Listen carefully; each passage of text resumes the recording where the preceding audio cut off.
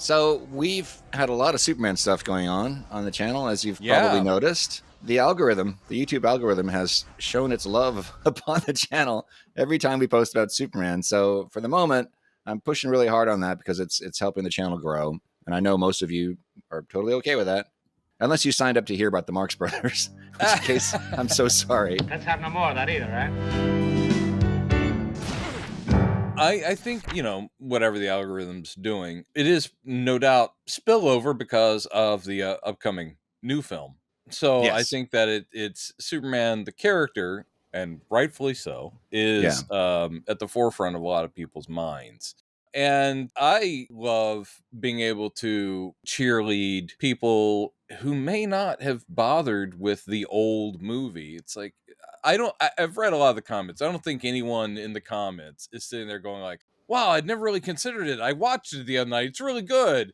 It's a lot of people saying like, oh, I've always loved it. Went back and watched it because of this. And I like that too. It's like, yeah, revisit is a good thing. But however it is, we're just being vocal about stuff we love about it and the little problems we might have with it. But yeah, it has gotten a lot of comments across a lot of the little videos that you did from our long conversation. And it is interesting to see that even for a film this old, people have really strong opinions about how how it's to be interpreted.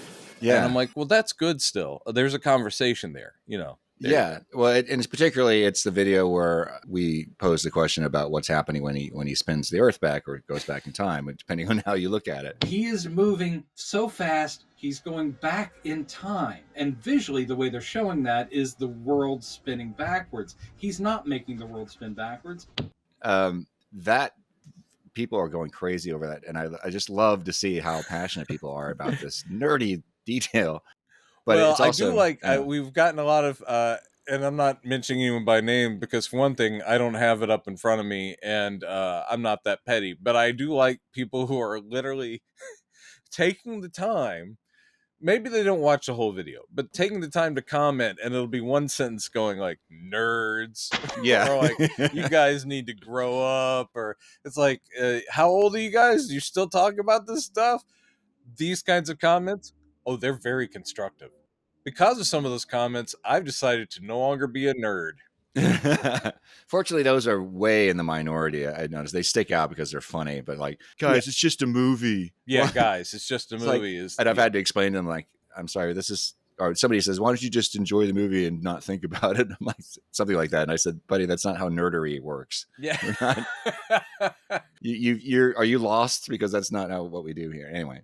But most people are very, very enthusiastic. Either it's like, oh, that's what I always thought. I'm so glad to hear somebody else confirm it, or it's people saying, I never thought of it that way, but that makes so much sense. And yeah, but then there's also people who are saying, you guys are wrong. And I'm going to be teasing you in this video, but please don't take it too seriously. I like the way that's the default voice we have for dissenters. You're right. You obviously never read a physics book. And again, just for context, people were referring to a video. It's a clip from episode number 49, where we were talking about the entirety of Superman the movie. Towards the end of that episode, because we go through the movie in sequential order, the scenes, we get to the point where Superman is grieving the loss of Lois and decides to go against his father Jor-El's commandment, don't interfere with human history. And he interferes the hell out of it. Yeah, he uses his powers to go back in time just a few minutes, apparently, to save Lois's life or to prevent her death, basically. And people get really persnickety about what this scene means or what is actually being shown. Right. There are literally hundreds of comments on this video now. It's like, including my replies, but it's like, right. People just get really into this. But there seems to be, I want to address this first. There seems to be a contingent of people who are insistent on taking this just completely visually, literally what we're being shown. And let's make it clear from the outset. Yes, they are using the rotation of the Earth, either going forwards or backwards, to illustrate going through time. That's the device. That's the visual device they're showing. And yeah, you could take it literally, saying, okay, he's using a super speed to reverse the rotation of the Earth, and then he's putting it back in the other direction. Visually, that's what we're seeing. Yeah. But I do not think there's any reason to interpret that so literally that you're saying that it was the filmmaker's intention for us to believe that that's what happens when you reverse the rotation of the Earth. No. Why would you do that to yourself? Because okay, let me get this out of the way for you. I've been thinking about this for days now. Ooh, he's hot. He's coming in hot. Everybody. Coming in hot. If we're going down the literal road, let's take a look at a couple other scenes from this movie. Like, for example, when Superman jumps out the window to go find Luthor when he gets the ultrasonic message. Right. We then see his suit basically materialize on him. Yes. Because that's literally what we're showing. Are we supposed to think that that's one of his powers, that he can just summon his suit onto him? Can I just say on behalf of you and what you just said, your illustration, ooh, snap. And there's another one too. We talked. I'm sorry. I'll let you talk here in a second. No, I'm standing back. One more example, which we also talked about in that episode. We call it the training sequence, and when he gets to the fortress and he meets Jor-El's, his virtual father for the first time, and then they go off in this trippy. This is the way for them to fill the 12 years he spent in the fortress. Right. They illustrate this by making it look as if he's traveling through space and time with his father's voice, which is definitely a callback to his journey from Krypton to Earth. Are we literally supposed to think that he left the Earth for 12 years and traveled through space and time and then came back? Maybe. I'm going to say no. But I mean, guys, this film was made in a time when 2001 Space Odyssey, Kubrick's classic, was still at that point the most influential science fiction film. People were reeling from it still. This was less than 10 years after it came out when they're making this movie. And you can see the influence of Kubrick all over this film, especially in that sequence I just mentioned, the opening credits, the journey from Krypton to Earth. I think most of Krypton is even the stark whiteness of it. That's completely Kubrick. Yeah. So, and of course, 2001 ends with this really trippy sequence, which I think they echo in this film several times. The ending of 2001 is completely visual. There is no dialogue. There is no exposition whatsoever. You are just left to figure that out for yourself. Yes. So there are several moments like that in this film. There's almost this art house quality to the film that Donner and Mankiewicz put together here. And you are left to infer and figure out what just happened. They're not going to explain it because that would have made it too on the nose or something. It just wouldn't have been the same. Wouldn't have had the same magic. So if you get trapped down this literal hole, like, well, that's literally what we're seeing. And a lot of people are saying, let's ruin the movie for me. And I feel really genuinely feel bad for you if that's the effect it had. And some people are saying too, like, well, if it requires this much explanation, then the filmmakers failed and stuff. Sure. You could make the same argument about 2001 A Space Odyssey too. Very much so. And we got to give the filmmakers more credit than that. So what I will say, I'll step down off my soapbox now. Well said. And I'm not even getting on the soapbox. I'll stand next to it and I'll be the bridge over troubled waters. This explanation, which I believe the one that we said in the video, which I've felt since the age of 8 or whatever, to me, it makes perfect sense. I would never claim, like some of those people there that are going, okay, but that's not how time travel works. Like, that's ignoring Einstein. All right, here's the thing. You're right. And the people who always felt okay with the idea that him turning the Earth backwards made time go backwards, and they love the movie on that level, continue to love the movie on that level. Yeah. Let that be your explanation. And we're certainly not putting this on the same level as 2001, which is a very cerebral science fiction film. It's almost spiritual science fiction film. Yes. And this is a comic book adaptation. We're completely aware of that too. As serious as we get about Superman the movie, or anything we talk about here, being nerds, we also, or at least I think Chad and I, as nerds, can also step back, and very often we're just going like, wow, we really got intense about the makeup of adamantium or whatever it's, we know that we're talking about jibber jabber. So before you come down about get a life and well, we have lives, but mentally we enjoy going into the nitpicky realms of comic book continuity or the movies and that kind of stuff. It's fun. And that's what I will say, is that even if our backs are up sometimes because we're like, wow, you have a very different opinion and we think ours is right. At the same time, whatever floats your boat, I'm happy for you. We never want to, what's the cool thing the kids say? I don't want to yuck your yum. That's a new, yeah. Actually, it's pretty good. I like that one. We don't want to yuck your yum. Enjoy it on your terms, just like we enjoy it on our terms, and we're all fine. If you think the movie, you're wrong, Yeah. and you can leave. But again, you're entitled. Also, the people who are just seeming to show up to basically tell us we're wrong, or other people have similar ideas about whether or not this person was better as this character or this director was better with the character. Again, that's a conversation. We talk about that stuff too. Chad and I don't agree on everything either. No. But one thing we do agree on is, and was one thing that sounds weird, foundation of our friendship, or one of them, was our deep love for this particular character.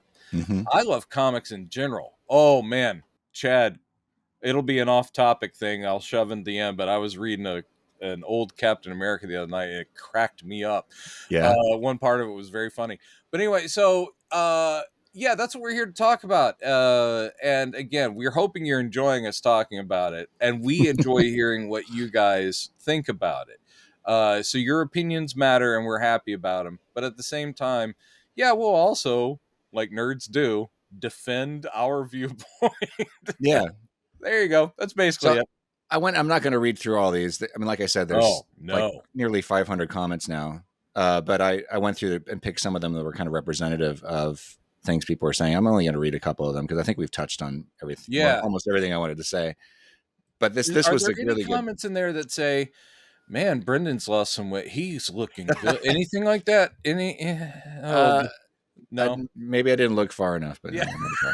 No, it's between the lines, Chad. It's between the lines.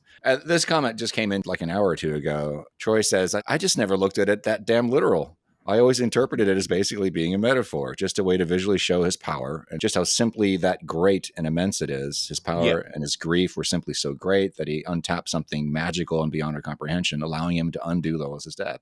That's basically it. That's a beautiful way of saying basically it. And I mean, that's the point. We got very much in the mechanics of it, Yeah. which just because it's like, hey, let's explain this if people have never thought of it that way. Again, very well said. I think because what you're doing is you're getting to the absolute core. It doesn't matter. Mm-hmm. If the people who think he's turning the earth back, it's the reason he's doing it. And it's the emotional point of that entire scene, which is he is willing to do everything selflessly, but he's doing this one selfish, rebellious act for himself because he can't deal with the grief. It's very emotional. It's him changing the course of human history, and for such a personal reason. So yes, it really isn't. It doesn't matter at the end of the day whether he shows up and there's another him for a brief second. The paradox thing we were talking about too. It doesn't matter. Mm-hmm. It matters that he did this because he found the love of his life dead. So that's the important thing, story-wise. And again, that's probably one of the reasons why they're like going, let's not explain it. Well, Lois, what I did was I went back in time because I found you dead. That's right. You should be dead right now. Yeah, It's good that they didn't do that. It's better that we just feel the moment instead of having it spoon-fed to us. Yeah. Anyway, there you go. And that's the thing I kept bringing up in comments is like the thing that sells it for me. Because I remember as a kid, like before I had a copy of the movie that I could watch at my will, thinking about that scene, it was like, yeah, I mean, somebody else brought up the point too. Like, why, this presents problems because Superman is that overpowered. What's to say he just can't keep doing this? And of course, at the end of the Donner Cut, he does do it again. But you just kind of have to, the emotion of the scene, and that's the other video I just put out from that same episode just yesterday. About the emotion behind this, but behind what he does. And that's what sells it for me, really. That's what sells it. The visuals are gorgeous, but what he's going through, that's what I'm into. That's right. Why I'm there for that scene. Yeah, exactly. And that is handled beautifully. Again, it's just the point of it. Also, I would say if you don't count the Donner Cut, which again is like an experimental alternate universe thing. Yeah. What you can say is that is the lesson he learned. He doesn't do it again for the rest of the film series, and we can assume never again. Yeah. Even he realized, oh crap, I can do that, but I shouldn't. He did it the Right. one time, and it was for Lois. It's like, I can't be a god for these people. One more thing, and then we'll move on from this. I think we've covered it pretty well. We've ground this into the earth. There were several people who came in with their extensive theories to explain what we're seeing, which I really appreciate, this degree of nerdity. I very much do. But I don't have the time to read all the comments, unfortunately. But a guy named Remo, this is just his username. I'm not sure what his actual name is. And he left several really great comments on the video. This is one of them. He said, because here's the thing. The thing that the literalists are saying, I'm calling you guys, are just saying, take the scene literally. It's exactly what's happening. He's reversing the Earth's rotation. Yeah. And the thing they keep pointing out, he goes, the spin it backwards. And then he goes out, like you're saying that was your course correction moment you mentioned, where he goes, and he comes back, and then he spins it in the other direction. They say when he does that, when he goes out, to get a running start at going the other way, the Earth is still rotating in reverse when he does that. So it's like, oh, see, if he was actually going back in time when he was spinning backwards, then when he goes out, when he stops spinning around the Earth, and the Earth should just automatically go back into its normal rotation because he's now stopped traveling back in time. Well, if you want to interpret that way, but you don't have to. And Remo says, this is one really great way to look at it, I think. Once Superman achieves traveling backward in time, even flying, he has temporal momentum, still going back in time. That's why we still see the Earth going backward. Yes. He must now do the reverse to go forward again. And he also needs to watch what is happening to know what spot to go back and to change whatever he's changing. Yeah, that's good. I read that. I said, bam, chef's kiss. I just thought that's great. Yeah, exactly. And I mean, that is what I was talking about with like the course correction of like overshot it. I have to find the exact moment. But yeah, again, I will defend to the death the people who are going to sit there and just tell us that we're wrong. Yeah. It's I think it is about what matters in that scene. Yeah. But yeah, I like it when I loved all the comments where people were, it's almost like people discovering a little group where they're like going, I thought I was the only one who thought this way. It's a lot of people saying that. Yeah. And it's like, I've had the same argument. It's because Chad and I are, what you're listening to is us having these discussions that we would have had at House of Pies at 2:00 in the morning after a show or something. So this is kind of what it is. It's like, yeah, a lot of you out there, probably like me, would end up at some party and just talking about the scene and going, no, don't you get it? So that's all we're doing here is the no, don't you get it? So you're welcome. I hope that you found other people who think the same way. Bottom line is, don't hang out with anyone that doesn't like Superman 78. Yeah. I think that's our message for the people. So let's move forward to some current Superman news. Yes. Shall we? Because this was really, really special. I don't know why my fists are up, but I'm very excited. So I'm putting them down. You're about to punch this moment in the face. I don't know why. So at some point last week, James Gunn dropped this gorgeous image of our new Superman sitting on the moon. Well, either the moon or like an asteroid. The Earth seems kind of close for it to be the moon, but it doesn't matter. Artistic license. You're right. Yeah. It is too close for the moon. With KRYPTO sitting next to him. We pretty much knew already that it was going to be in it because especially a lot of he'd dropped hints before, but there was also plenty of evidence from the shoot in Cleveland. That Mr. Terrific live bit of him, like, I mean, a box. Like, what else could it be? Dog treats. You're like, I don't know what the hell that's going to have to do with anything. But so now we know we're getting KRYPTO. So there's still the theories are still flying around. Like, well, is this Kryptonian KRYPTO or is this Cadmus Labs KRYPTO or something like that? Is this we don't know, a clone version like we had in Titans? Yeah, or lab creation like there was in Smallville. So in Smallville wasn't even called KRYPTO, I don't think. Well, they think he referred to him as KRYPTO once. Anyway, whatever. You Smallville fans can fill us in because I didn't watch that season. But I really, and the other thing people are pointing out that he doesn't have a cape in the image. He does have the yellow collar, but no cape. And so there's questions like, is he from Krypton? Will he get the cape? People are saying, is he going to be voiced? Somebody was theorizing that Alan Tudyk might be doing his voice. Like, please don't. We got the answer on that from the man himself. I myself would be fine never having live action KRYPTO. I love the character. The fact that James Gunn's putting KRYPTO into the film, does actually weirdly comfort me, simply because he's establishing in all these little hints the universe he's making, which is so polar opposite the Snyderverse. And I know it's not purely a reaction. What it is he's going like, why not? And isn't this what Superman, this is part and parcel. He's creating a superhero universe right from the get-go, unlike what the MCU did, other than the retroactive, well, Captain America was around in the 40s. That's a universe that didn't have superheroes till the 2000s. I mean, and the Eternals, which are in the background. Oh, sorry, I'm getting into the weeds. But anyway, but essentially what James Gunn's doing is, no, we're going to drop you into all of this is already in progress. This Earth is not going to be like, oh my God, Superman. They'll be saying that because they know who he is, but it won't be because you'll believe a man can fly. They've already had a Justice League, and they've already had superpowered people running around. So he's basically saying, yeah, we're going full bore into the DC universe, which is kind of great. So the fact that he is kitchen sinking it, where we know we're getting a Fortress of Solitude, that's already been revealed, and obviously we know that now there's a CREATURE. I'm down with it. We know Supergirl's in there too. Mm-hmm. And at no point in any of the plans, I think, for what Snyder was going to do with his Justice League and all that, unless it was years down the line, would we have that rich of a Superman world. So Daily Planet, we have all the Daily Planet. We have, so having CREATURE there, I'm happy about it. I think the decision he has made, which he did say, is like, no, we're not going to be hearing CREATURE's thoughts. Did he say that? Did he say we're not yeah, going to be yeah, hearing? Gunn, yeah, because Oh, good. Just I didn't see that. one of those drop-ins where someone's like, He hey, replied to a I love comment. the fact that just random people can go, hey, James. He doesn't answer everybody, but he'll pick a person to like go, all right, I'll reveal this here. And someone's Yeah. like, is CREATURE going to talk? We're going to hear his thoughts. And he goes, no.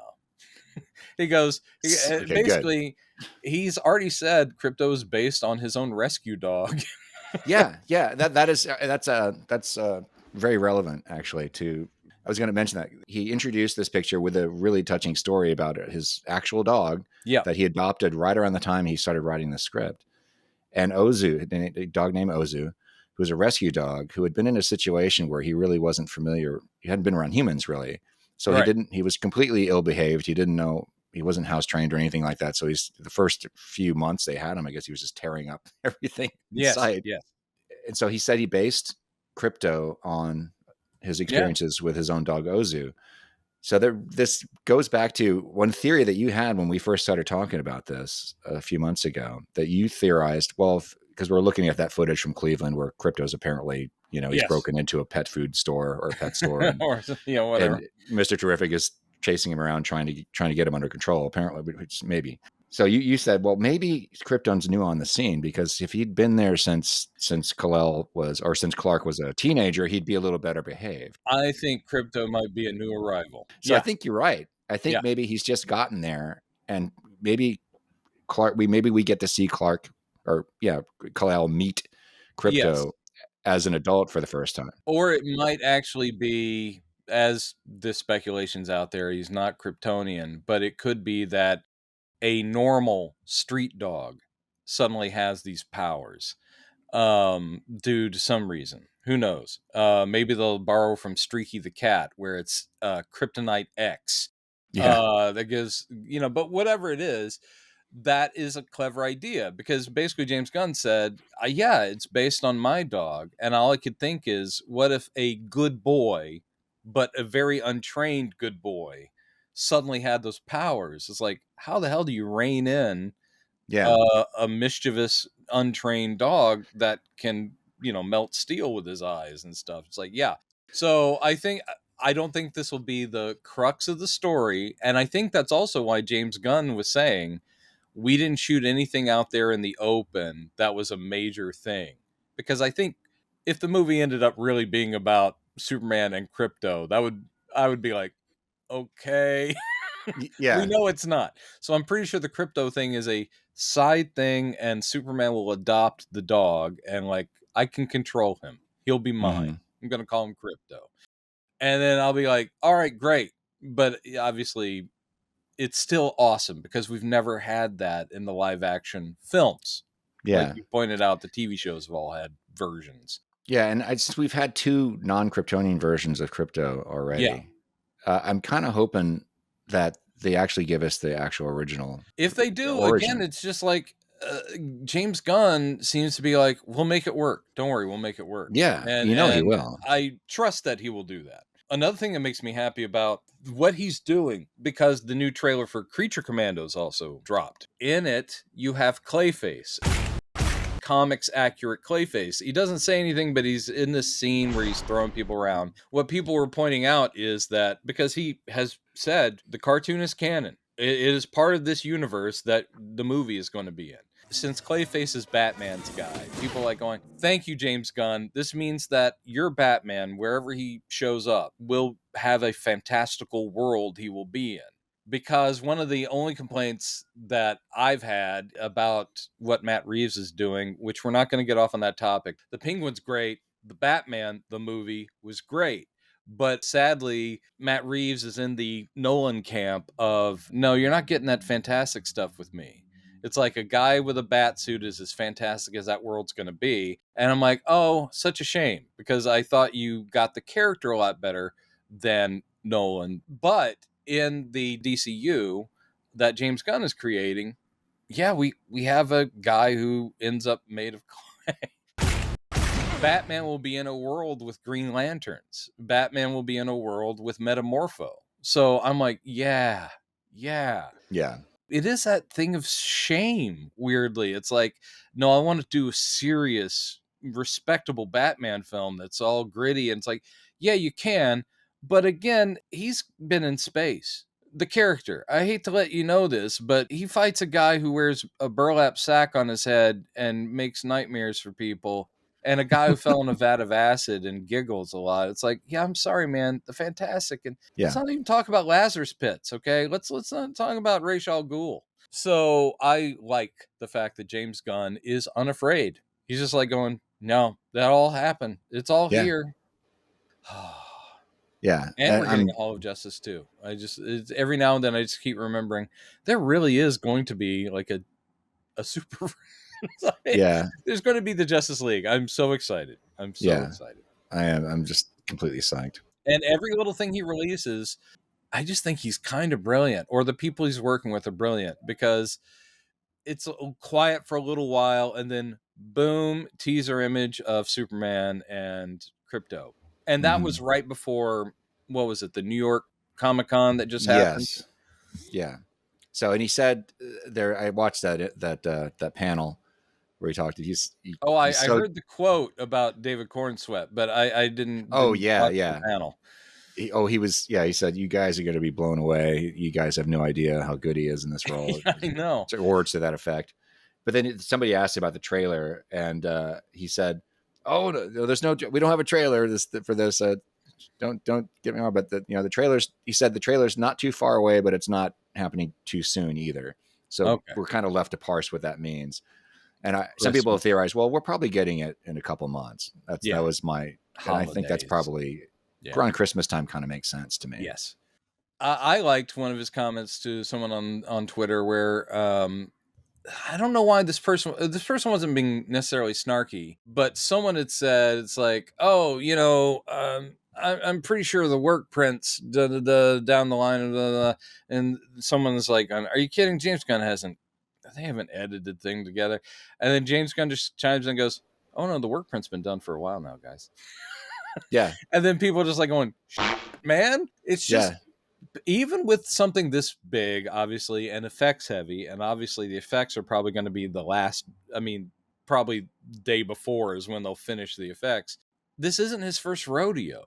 And he's never had a reputation as being one of those guys who's like, it's just not ready. It's not done yet. Oh, I'm so behind. Oh, and I went over budget. I'm sure it probably did tip over budget.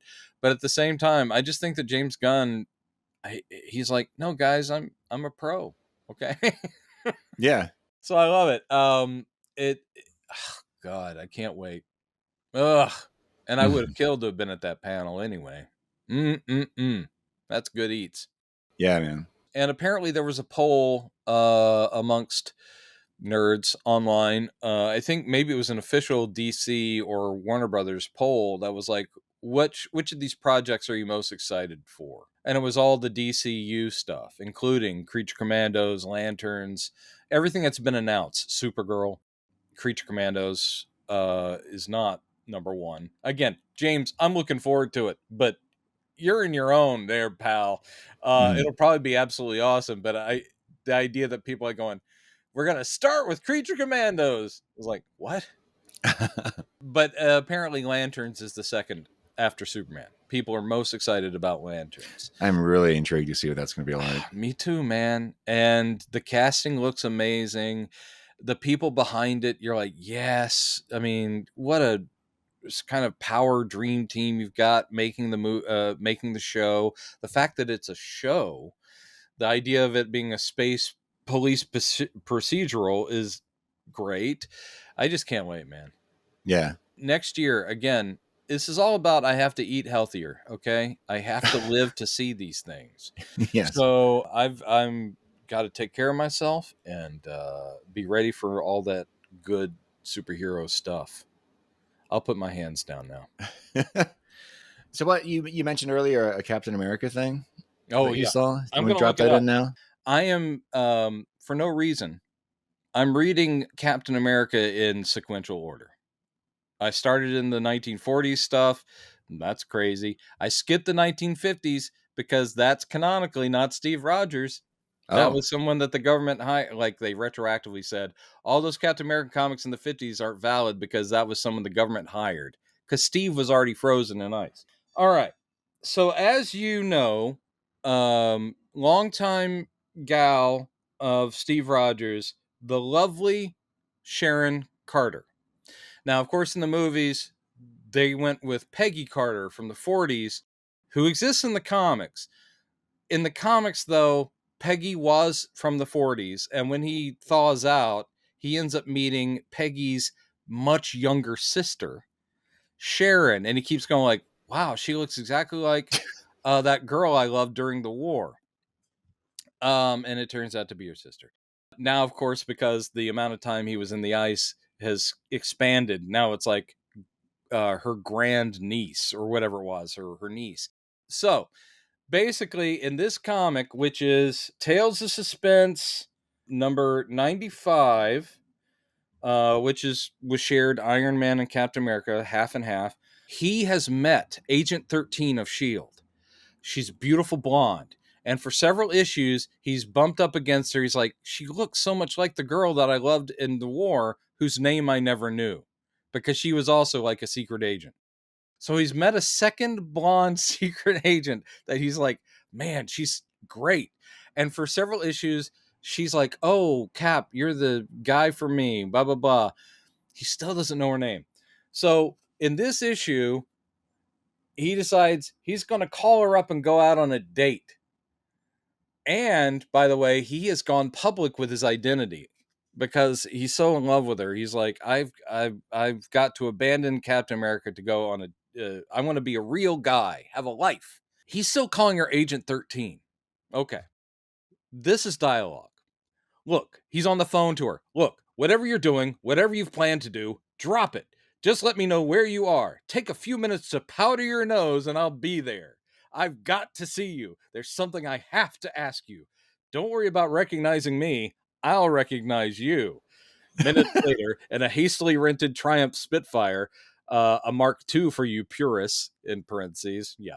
This is the first time I've seen you without your mask. I hope you're not disappointed. How could I be disappointed in you? So anyway, things are going really nice. So then they go to the restaurant and he's like, for the first time since we met, we're just an ordinary fella and his girl out on the town. It's a great feeling.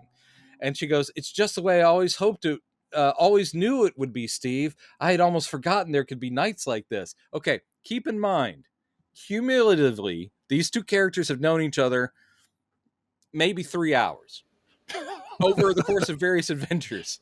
They have not sat down and had a conversation, but okay, this is the first time.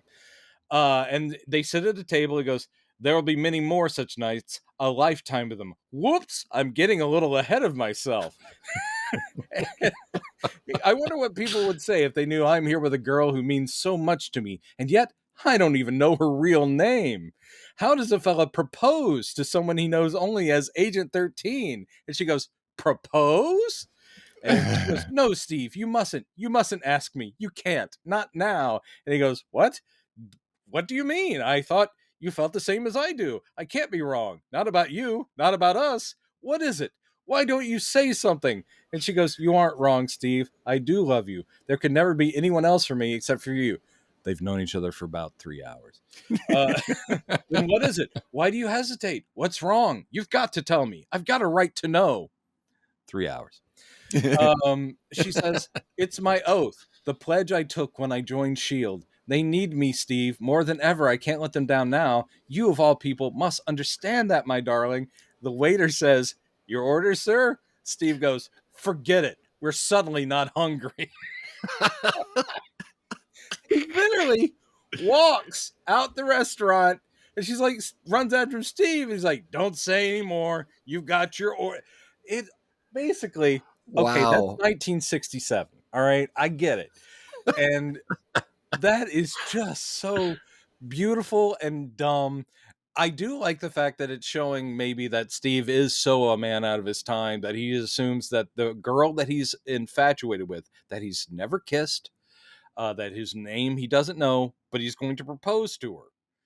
And she actually is not opposed. It's just the fact she's a S.H.I.E.L.D. agent. That's why she can't do it. She's like, as soon as my missions are over, let's do this. And he's like, sure, they'll never be over. I just love him going, we're not hungry. Yeah. So there are whispers or shades of that in, is it Winter Soldier, where it's Black, what's her name? Black Widow? Yeah, Black Widow. Natasha. She's teasing him. She's kind of nudging. Yes. You got to go on some dates, and it's revealed he's just completely green because he really, the only girl that I guess he flirted with was Peggy. And because he was just such a, Do you watch She-Hulk, right? Yeah. The very first episode of She-Hulk, when she's hanging with Bruce, and she's like going, look, I've got this theory. She goes, Steve went into the ice. And, he never had that date with that Peggy Carter lady. And she's like going, he's a virgin, isn't he? Mm-hmm. And Bruce is like, he's a good friend of mine. I can't tell you this. This is ridiculous. And she's like going, he totally, Captain America never got any. Yeah. And then finally at the end of the episode, he goes, Steve lost his virginity to a woman on the USO tour, one of the dancers on the USO tour.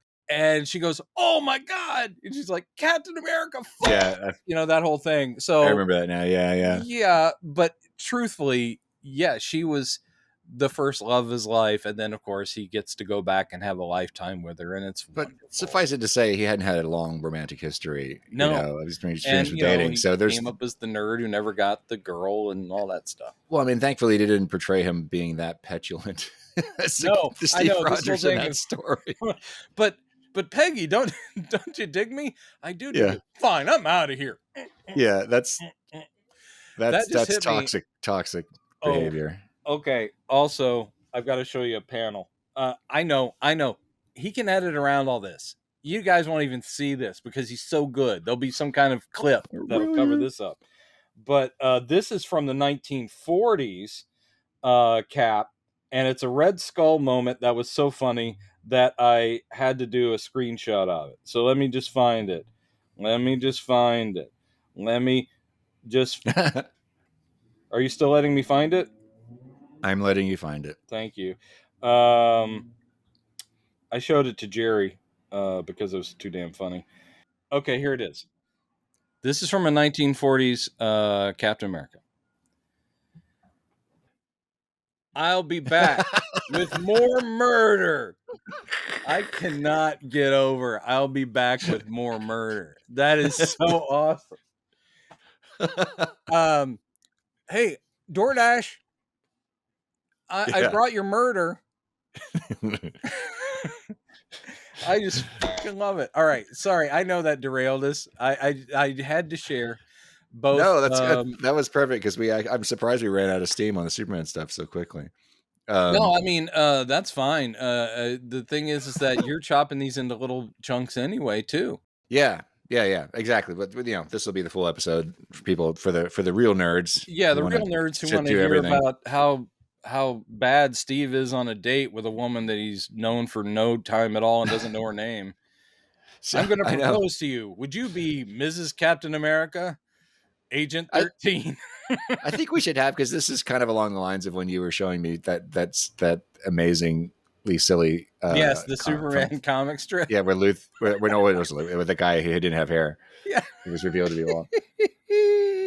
Which I've thought about clipping that out. It's just that anyway. The thing is that I love this stuff, and unlike my friend John, who loves comics and superheroes, there's a certain time back, even the classic stuff, he finds it real hard because it's written from a different age, a different viewpoint, and it can be ludicrous. And he's just like, man, those classic Stan Lee stuff is like, I just can't read it. It's just, they're so goofy. And I'm like, that is the beauty of them. Yeah. And going all the way back to the golden age where there were no holds barred, stuff was fucking weird. I just love comics in toto. So I when they're actually inside the band Toto, or the dog Toto has actually chewed them up and swallowed them. So I love comics in toto, and I love the weird and stupid. It's great. Yeah, because love isn't always on time. So yes, if I find something else, I will definitely bring it to you, the fans. And don't worry about it. Sharon and Steve do end up together. They get so close that she gets hypnotized into shooting him in the side and killing him, which was the death of Captain America that happened a while ago. Don't worry, he came back. Oh. And she was racked with guilt over him when she found out that she was the one that actually had killed him. Man. All right. Are you reading on Marvel? What is that? Marvel's it's the Marvel Unlimited app or something? Okay. And what I generally do is I'll go on something like this where it's like, I just want to read Captain America from the beginning. Yeah, I know. Get a life. No, don't get a life. No, that's all right. But I'm just across the years. I just got to him meeting Black Panther for the first time. Awesome. So anyway, I'm enjoying it. But at some point, I kind of like do a few months with Marvel, shut it down. And then I've never had the DC app and the Marvel at the same time because I'm watching my money. So I'll stop Marvel and I'll go, no, back over to DC. See what they've added. And they are still, because it's such a huge library, every time I go back, it's like, oh, they've put more in there of the old stuff because that's my jam. I'm still upset that when you go back on the DC app and you go back to the earliest Action Comics, obviously they have the Superman stories in there. And I keep going, dudes, scan the whole comic. Yeah, I want to read Zatara. I want to read the Zatara feature. I want to read the Congo Bill feature. Okay, I want to read the whole freaking comic.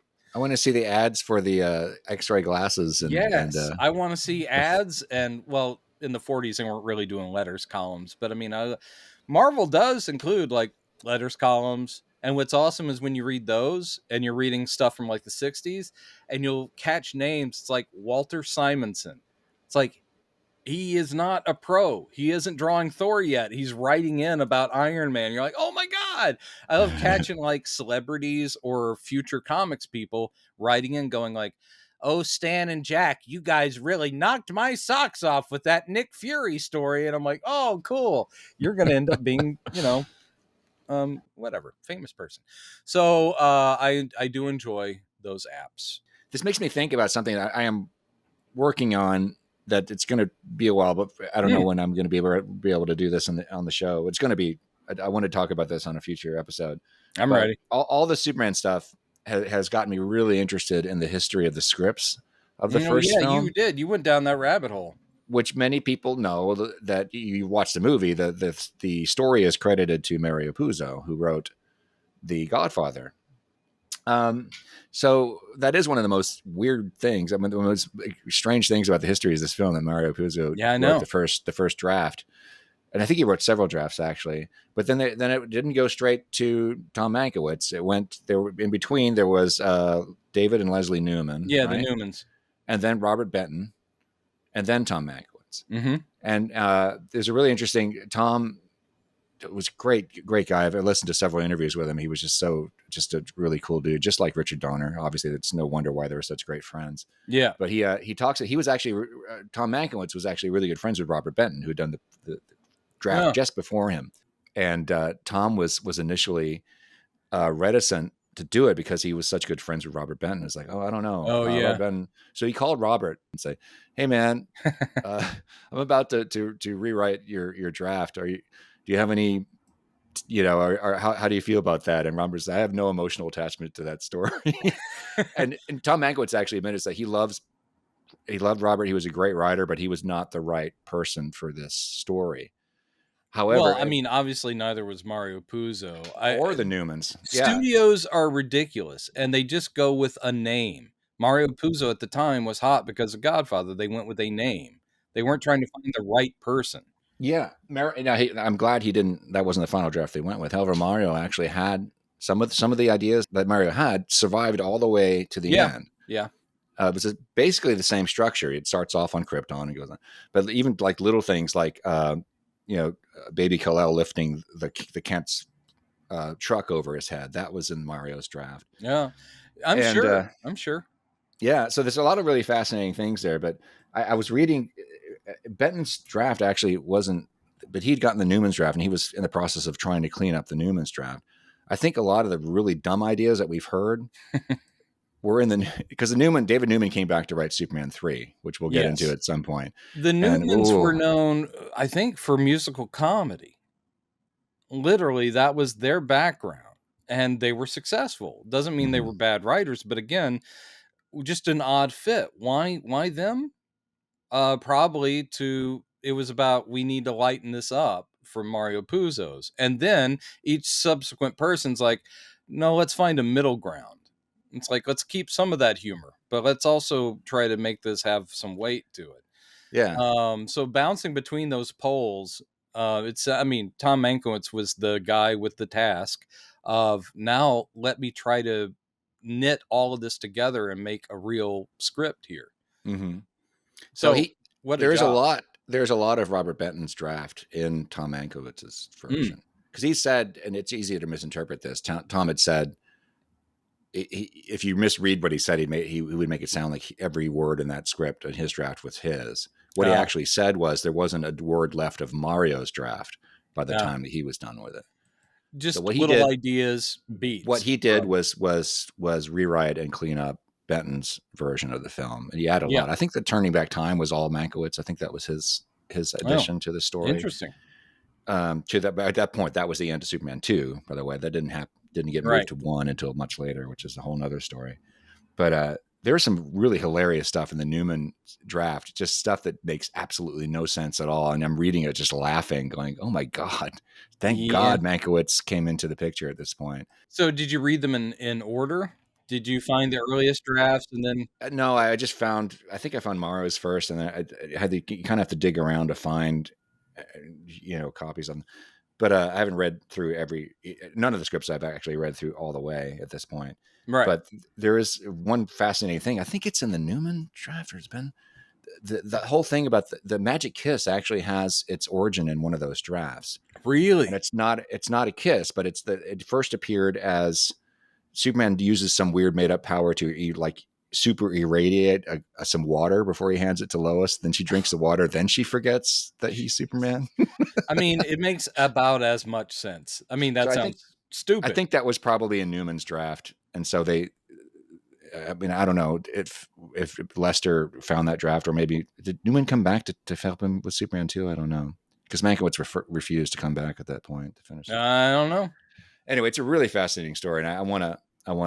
This may turn into like a term paper or a research project for me. This would be way more than I could fit in one episode. Well, I would love if they did. I mean, granted, it doesn't have the cultural impact of Star Wars, but I would love it if they did one of those making ofs, one of those very intensive, like day-to-day production kind of things, like they did with Star Wars.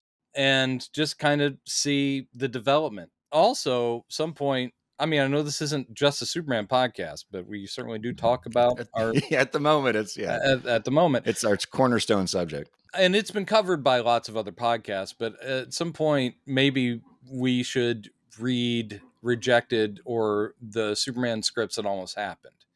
Yeah, because I have years ago read Kevin Smith's Superman Lives script, where you're like, oh, that would make sense. You can see why they would want to get a comic book writer in there. You're like, yeah, but it doesn't necessarily mean he's your guy for Superman. And he's never written an action movie before. And so there's a lot of dialogue. It's very Kevin Smithy and Superman talking to his therapist. And you're like, okay. But I mean, he also opens it with Deadshot about to assassinate the president and Superman stopping Deadshot. So you're like going, that's a guy who reads DC Comics. He's like, yeah, Deadshot's not the villain, but he's right there at the beginning of the movie just because awesome. So yeah, it would be fun to dive into that stuff, because we should always consider ourselves lucky that we got at least one amazing Superman movie and then like 2 or 3 that are entertaining, because these can go so wrong. And at least maybe in 3 and 4 they definitely did. And Man of Steel has things I like in it, but man, is it wrong? Well, when Donner first got the call from the Salkinds to offering him the job, and I just listened to an interview where Donner goes into detail about how much he loved Superman as a kid, and he used to buy the comics, and then his mom threw a bunch of them out, so he lost a lot of his first editions. Yeah. But his thought when he got, it wasn't just about the money and the work, which was important to him at the time. He needed the money, but he said, we got to say, this is the pitch he gave Tom when he called Tom Mankiewicz to come in to touch up the script and finish, give the script the sincerity that it needed. Yeah. Richard was telling Tom, we got to save Superman. This is our opportunity. We've got to save this American icon from these guys who have no idea how the story should be told. We got to save him. There's a weight and a responsibility. Yeah. Fast forward to when the film is done and the premiere, Siegel and Schuster showed up. Yeah, and loved the movie and gave him a token of their appreciation. I forget what it was. It was something. So it's this amazing. I'm embarrassed. I can't remember what it is. They gave him this precious artifact of Superman lore to him. But the fact that Donner got to meet Siegel and Schuster, and it was under those circumstances that the two of them got to see that movie. Yes, is so wonderful, and it's like, wow, mission accomplished. He saved the character. We owe him. Did I show you this that I rescued? Yeah, you showed that last episode. Sorry, I just the fact that I've got Jerry's signature. Did you actually meet Jerry? No, you got the signature. No, this was early days of eBay, because it was from an event at I think New Jersey or somewhere comic shop from like '93, and I guess they had a couple leftovers. So they were selling them on eBay. And at the time, it was the most money I'd ever spent on something like that.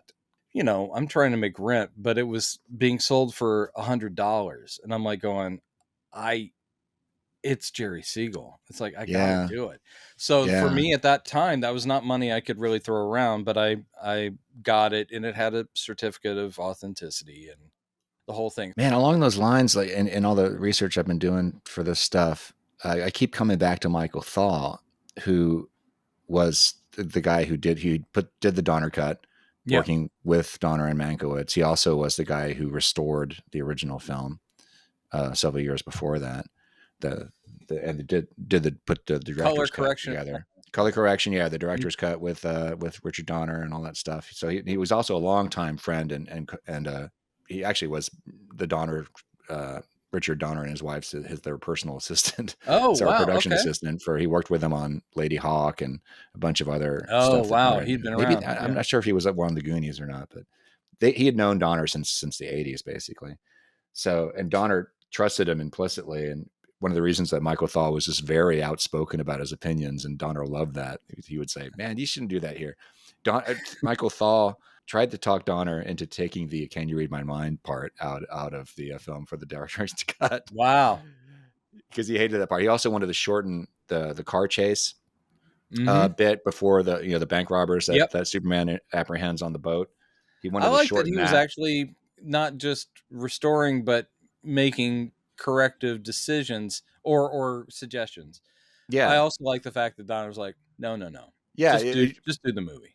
Yeah, because there were a lot of things he wanted to do in the Donner cut that Richard was like, no, put that back in. Leave it in, kid. We don't need that scene or whatever it is, So, but Michael Thau he's one of those guys that he wasn't there for the original productions of the films, but he came in pretty soon afterwards into Donner's life, and obviously very intimately worked on both of those movies, or at least the Donner cut version of Superman 2.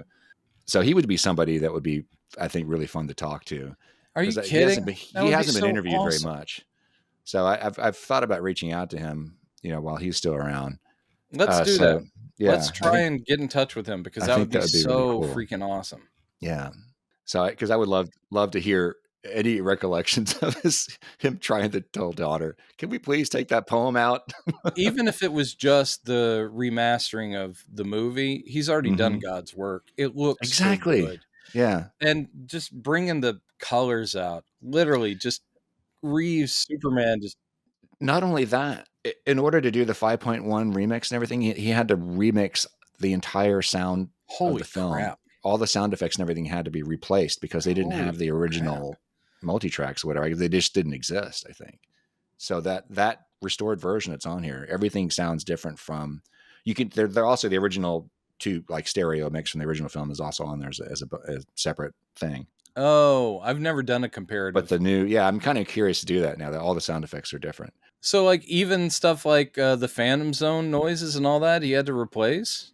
I think so, yeah. Interesting. I'm not sure. I want to go back and listen to those interviews again to see just how extensive that was. But it's a fascinating story. We are nerds. Oh, boy. 4 hours in. No, I'm joking. But we're just like, we'll keep going on and on. Good luck editing this one, because it was all over the map. And I blame myself. There's not going to be much of this. I'll cut it down for time, but there's not going to be a whole lot of B-roll in this and episode. If anyone's actually listening to the uncut on Patreon, good on you. Robin, go to bed. Robin, it's time for bed, old man. All right.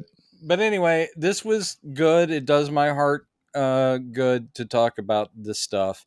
Guys, again, hey, thanks for writing. It is always exciting. Yes. Even if you don't hear from me, and I'm going to eventually dip in, but I just always go, well, Chad said what I would have said. I would have made a joke, though. It's a thorny, you got to be really careful in the comments. It's true. You got to be really careful. But it is something that we respect all viewpoints. We just don't have to agree with them. There you go. That's right. All right. So much love. We'll catch up with the Saps another day. Yes. Bye. Bye, y'all. Thank you. Bang, bang. Bang, bang. Says the man who still hasn't seen Superman 3. Oh, yes. Well, the people have spoken. They voted on it, and they want you to watch it. Sorry. You know, I like just the way you delivered that news. Some people took video on it, and you were off the island. What?